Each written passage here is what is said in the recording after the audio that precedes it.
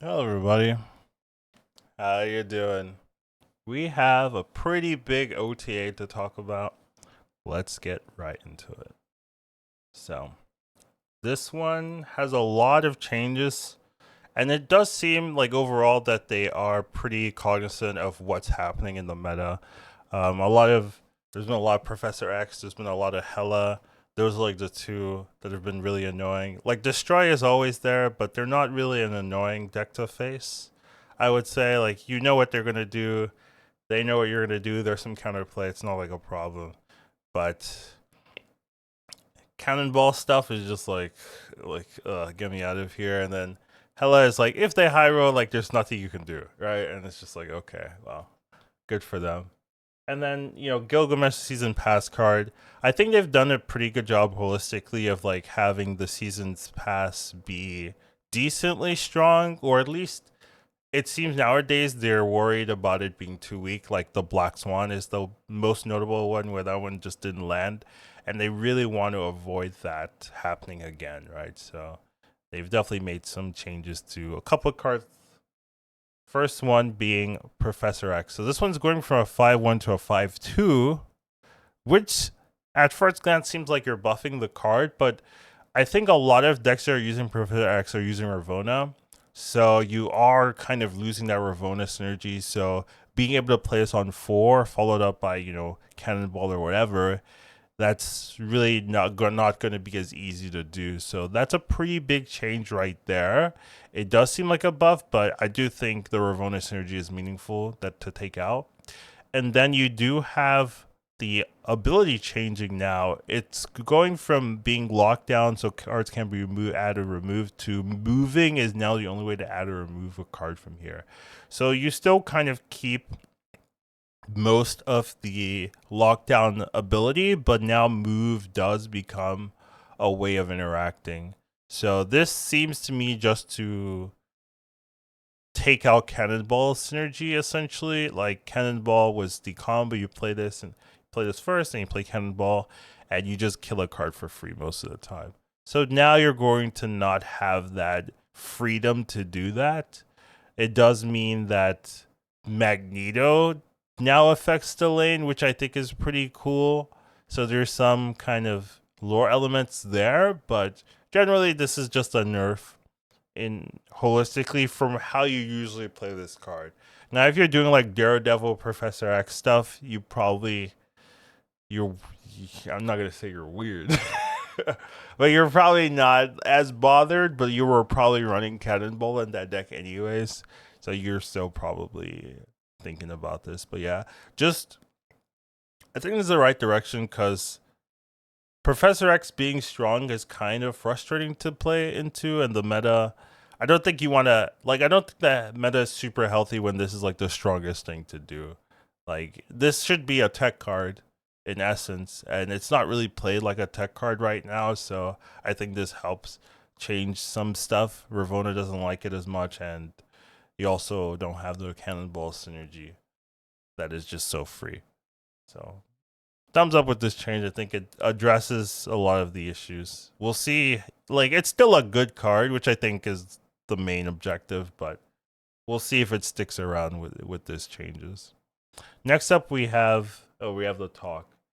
Yeah, whatever. Next up we have Cannonball. So Cannonball's losing a power. Do I really think this is justified? Not really. I think the Professor X synergy was the more of the problem, not Cannonball itself. However, I can see it. Like if the stats say, I mean, I'm sure the stats say this is like one of the best cards in the game, right? But I feel like that's because of Professor X. So it's a little interesting that this is like the problem child of the season. I would not have guessed it going in, but it does make sense now, like with the synergies that are available, that this is pretty strong. So they are taking the power from it. Uh, I'm not like super sure it's warranted, but I understand it because taking on power pretty. It's kind of reminds me of Legion. So you remember when Legion was came out, it was like a 5-8, and it was just very played everywhere. Like everyone was using Legion. It was just like very annoying. Then they took out a power, right? That's it. That's all they did. And now you rarely, if ever, see Legion these days. And Was the power like that big of a difference? A little bit, yes, but does it warrant the difference in play rate? Maybe not. And it's just like if there's a meta and you want to like tune the card without or change the meta without like changing too much, you can take a power off something, and the perception from players is like, oh, we don't want to use this card anymore unless it's still broken, right? But they have also nerfed Professor X synergy as well. So I just think they're looking for a new meta, and this card is like maybe frustrating. I think something they're looking at is the sentiment of players, right? Like that's my interpretation from some of these changes is like the sentiment from players is like they don't like this card as much. Like people don't complain about Jeff. You know what I mean? People aren't really complaining about Nomura, really. And they don't complain about Jeff at all. But those cards have these insane win rates, right? But people are like, oh, I love this card. I'm not sad that it's here. Jeff's my buddy, and then it just roams free. And how do you nerf Jeff even, right? You don't. So it's just like those are the types of cards that are fine being like top 3 presence or top 3 win rate. Like those cards they don't cause that much problem, right? But Cannonball, when you lose to it, you're just like, So it's a lot easier to say, okay, let's just nerf it, and then if it's too much, maybe we'll return it back because that's generally what they said here. If it hits Cannonball too hard, we can always revert it. But you wouldn't say that to Jeff. You wouldn't. Jeff, hey, let's make Jeff a 2/2. And our reasoning, if we hit Jeff too hard, we can revert it. No way you're getting the same reaction here. So it's just like these are the types of cards that you don't necessarily want, just like Legion, to be like top 3 highest win rate. So they're just like being careful and nerfing it. And I think it makes sense from that rationale here. Next up, we have Hela. Hela's actually getting a nerf. Now, if you read the forums, you'd be a little surprised because they defend Hela like crazy. They're like, Hela doesn't have a high win rate, and I bet I don't know if that's really true, but like according to their stats, it's not like egregious or anything like that. But the perception of players, man, is so high that Hela is a problem card, and I think that's fair. And I think you have to listen to your community. Like, even if you think they're wrong, like sometimes you just have to say, hey, you guys wanted this. You gotta be careful. Like, you can't like blindly say, hey, let's run off the cliff. Like, you can't do that, But after explaining your reasoning and like people still don't agree, you just have to say, okay, here's the nerf. Shut up. And I think that's what they're trying to do here. Now, they don't want to destroy the card, right? And I think some people are like, Hela can still win easily. And I agree. But you don't want it to be like Hela has no chance to win. Something that I think of is when I first started, Hela was one of the few decks I could compete with the people that had the full collection. When I was still building up my collection, Hela was one of those cards that actually gave me a chance, right? Where I had no chance with any of the other decks I tried. Hela was like, okay, if you high roll, you win, right? And I was like, that's way better than always lose.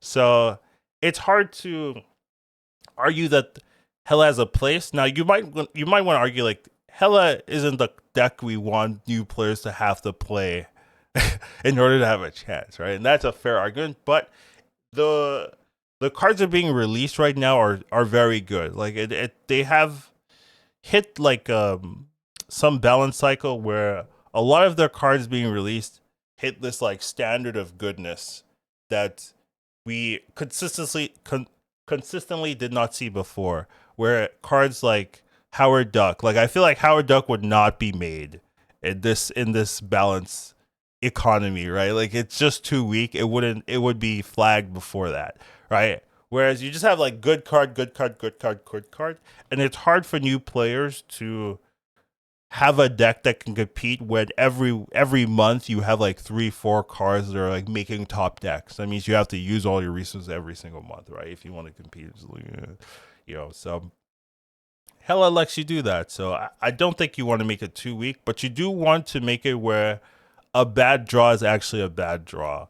And right now, if you discard like 2 cards, like you're good. You're like you kind of get enough power to with the 6 base to ward playing into your deck. Now I feel like if you high roll, you actually have a chance. And sometimes, right when I play against Hela, I lose by like 2 power or like 4 power or something like that. Like this might actually be enough to be like, oh, I actually win these lanes now.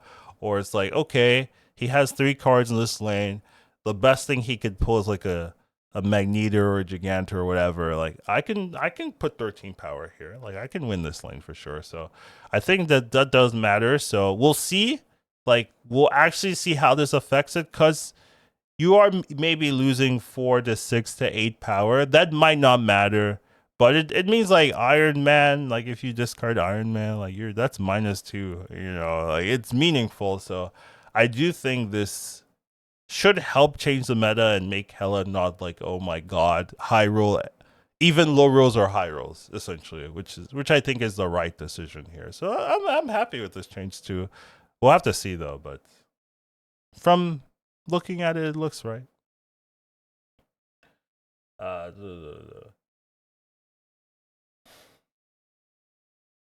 They are saying here that they tried to add Leech, but Leech was a problem, and there aren't a lot of knobs, player-based construction knobs to tune Hela. Like Leech is like, hey, that can deal with Hela, but Leech is a problem in its own right. So they're like, there aren't that many that work. Like you have Professor X and stuff like that, but other than that, like because Hela is a problem, Professor X is also a problem. Like you don't want to have the meta be dictated by these specific cards. Next up, we have Ebony Blade. This one just makes sense to me. I don't think it made sense that you couldn't do anything to this card, and if they discard Infinite, you just auto win. Like that felt wrong to me. I still feel like it's still the same. Let me be honest. Like, yeah, okay, maybe if you're playing Shadow King, you have an answer now, right? But I don't really see that much Shadow King these days. But maybe people will start playing it more. And to be fair, I don't see that much Black Knight either. It's more Hela, and you can play Black Knight with Hela, but you don't have to. So a lot of people aren't forced to do that kind of thing. But I do think fundamentally this is a good change. Give Ebony Blade some form of counterplay, because right now there's none. So you still can't Shang-Chi it, but at least now you have a way of Shadow King it if you really have all these answers or something you can really do. So seems good to me. Next up, we have Red Hulk. So honestly, Red Hulk, if I'm being honest, was the card I underrated the most, I think, out of like the last like 3 seasons or something like that. I did not think it'd be that good. I just thought like showing your opponent that you have this card in your hand is like too much of a weakness, but it's not. Apparently, it's just not that much of a weakness. People just don't care, or they ignore this information that they're given, or they get baited into doing it, or they get baited like they're going to play this every time, right? I guess there's some mind plays to it, but definitely I underrated it. So it's getting another nerf. I'm not like too surprised anymore, but I didn't. But it's just too free, I guess, to play comparative to some of the other 6 drops, right? Like I would say like Doctor Doom is like the most free to play, but even then it means you're not having a ton of power in one lane, right? And winning one lane is really strong. Like if you can say, hey, I'm adding six energy, 17 power here, I win one lane. Like that's just strong. So here they're tuning it down a little bit. I still think it's still gonna be good. The first buff is free, is the same. And if you have no buffs, it's better, but usually you'll have a buff or two. So it's only after the second buff that you really feel it hard, right? You go from 17 to 16, which is still pretty good. So still think you'll see play. It's just a little bit too strong. Not a big change in my eyes. Next up, we have Gilgamesh. Now, I'm also a little bit surprised. I don't think Gilgamesh itself is a bad card. I just think it has 2 issues. First of all, it's you have to support it with bad cards. Like that is true. Like Gilgamesh itself, I think is good, but the cards it's supporting or the cards you have to play with are bad. So because the cards you're playing with bad, Gilgamesh, though being a strong card in itself, isn't strong enough to override how bad the other cards you are playing Gilgamesh with is. And I think that is a real issue. And then the second thing is it's tied to black or blue Marvel, right? Like you can't really do a great Gilgamesh play without blue Marvel first, right? So this becomes a 6-drop in that world because you have to play blue Marvel first. And also the games where you don't have blue Marvel, this feels pretty underwhelming, right?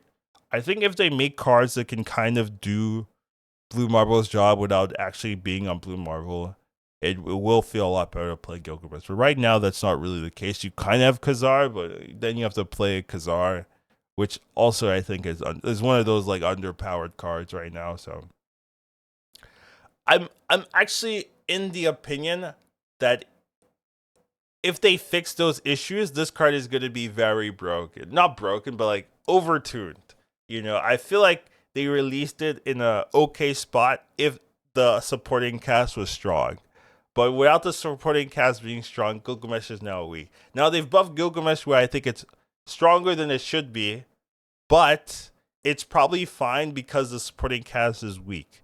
Now, I think if they make the supporting cast decent, now Gilgamesh is going to be like, this card is just 20 power, like for no reason. And you're just like, yeah, you have a 520, seems balanced, you know. So I'm curious to see the cycle of this card. You know, I predict personally that this card is going to show up very high in the data in like a month or two, where things have settled down and you can just see like, yeah, why do we have a 519? Like, yeah, it seems wrong. That's my guess here. But they want to sell the card and they don't want a Black Swan event, right? Like they don't want to have a card that's just weak the whole time, right? So they're just being quick. They see the stats, it's low, you know, and then they're like, okay, let's buff it. Let's be safe. Double buff it. 2 powers a lot. So that's my guess there. So we were more careful with. After seeing a few of our cards go too big, we're more careful with Gilgamesh. The occasional blob or Red Hulk will happen, but positioning those as a season pass would be worrisome. Yeah, but after the first week of play, it looks like we were too careful. Yeah. The low cube rate of the card was a particular large concern. Yeah, that's fair. The backup combos are weaker than expected. Yeah, the supporting cast sucks. That's the issue here. Where if you have Blue Marvel and Gilgamesh, this is a good card. If you don't have Blue Marvel and Gilgamesh, this is a bad card. And the other cards aren't good enough to compete with Blue Marvel Gilgamesh. Another thing that's notable is that Blue Marvel Gilgamesh are double 5-drops. You know what also is double 5-drops? Professor X Cannonball. Why would you play Gilgamesh Blue Marvel when you can play Professor X Cannonball? Like it's the stronger combo right now. So maybe this will change with the nerfs, and the buffs.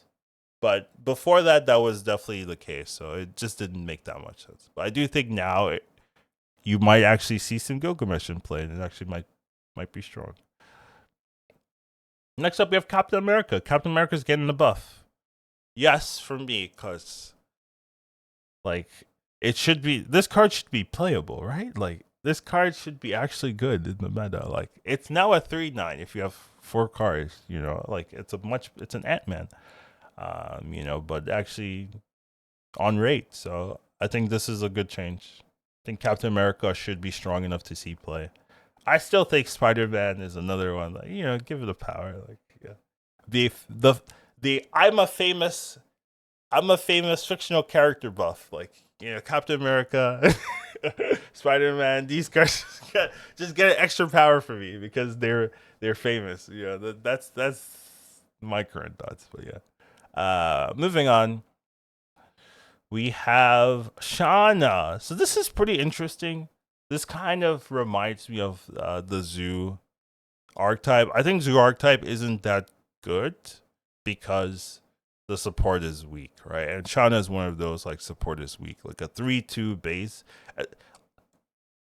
The 3/2 base is justified if the 1-drops are always good, but some of the 1-drops are not. Like they lock your board. They add random trash to your lanes that you don't want. They give you no power sometimes, right? Like it's not always good. So I think improving the base rate of Shanna will help a lot. And there are just good synergies with Shanna. You have Dazzler, you have Mockingbird, you have Gilgamesh, with Blue Armor, stuff like that. So I think this is a pretty healthy change that actually might help Gilgamesh as well. So like that's +4 power across that deck. Like that's actually super meaningful. So I do like this. I think Shanna has been weak forever. So they're trying again. Maybe this one will stick. All right. And then we have Stegron. This is the last change here. So I've been a pretty big move hater. Not that I hate move, but I think you have to show move doing well for me to believe in it. But I actually think this could see play. I think the less randomness in a card usually for me is better because it means you have control over the final turns and things like that. You have more predictability of like, oh, if I move a card here to the right lane, which I'm not contesting in, I will win this lane. And it doesn't matter, they've already winning the right lane. So I actually think that's pretty good. Moving to the right is also pretty flexible. It means that you can either not fight the middle lane or you cannot fight the right lane, right? You don't have to, and that's fairly common.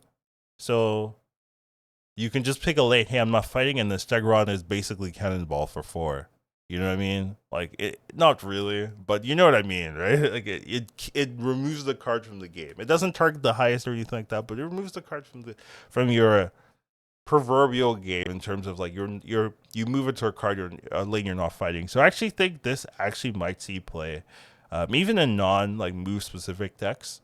This could just be a good tech card or just a good card in general to, as long as you're playing carefully.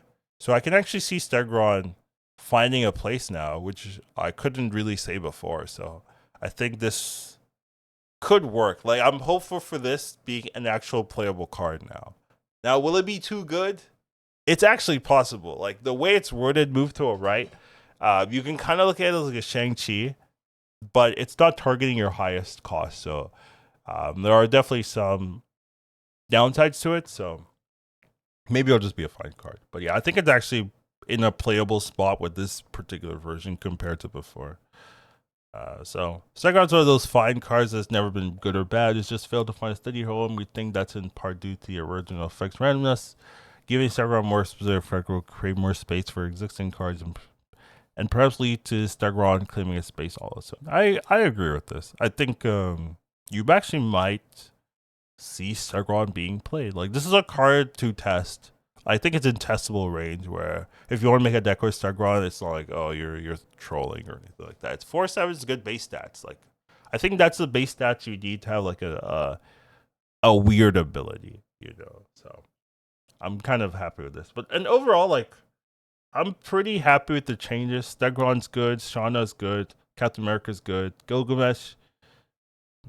I worry a little bit, but I think for the current climate where it's too tied to Blue Marvel and its supporting cast isn't that strong, this is a good change to sell, to make people interested in the card, which I think is the main driver. Like even if you have like a fix 2 months in advance, it doesn't matter because by that time the season pass is gone and the meta's changed. Like all these things don't matter. It's what can you do now. So I think for that case it makes sense. I'm still somewhat cautious there. Red Hulk is fair. It's you don't want to create a world where there's one best 6-drop and everything else is like second fiddle. And for sure there's been Blob meta, there's been Lita meta, there's been Red Hulk, like big Red Hulk meta. Like those are problematic when you look at your 6-drops and there's like it's only Red Hulk, and it's only Blob, it's only Lita. There's no other option. That makes sense. So I think toning it down where you have other things to do that actually feel on rate makes sense. So and they're not changing this too hard, so it's not a big nerf anyways. Ebony Blade makes sense. Hela makes a lot of sense. Cannonball makes some sense. I don't know if you have to nerf it, but I think they're being safe and that's fair. And the Professor X makes sense. So I have no real problems with any change. And they made a lot of changes. Like they really targeted a lot of specific meta relevant stuff. Sometimes my issues is like they're targeting stuff, but it's like too late. The meta's adjusted already, you know, and it's like, well, I mean, this would have been great 3 weeks ago. Here, I think like all of this stuff is relevant right now, so this is pretty good. So overall, I'm happy with these changes. I think they made a lot of good decisions. So, what are your thoughts? Let me know, and I'll see you in the next one. Educatedcollins snap. Once you watch him, you won't go back. He'll teach you to marvel snap. Your skills will be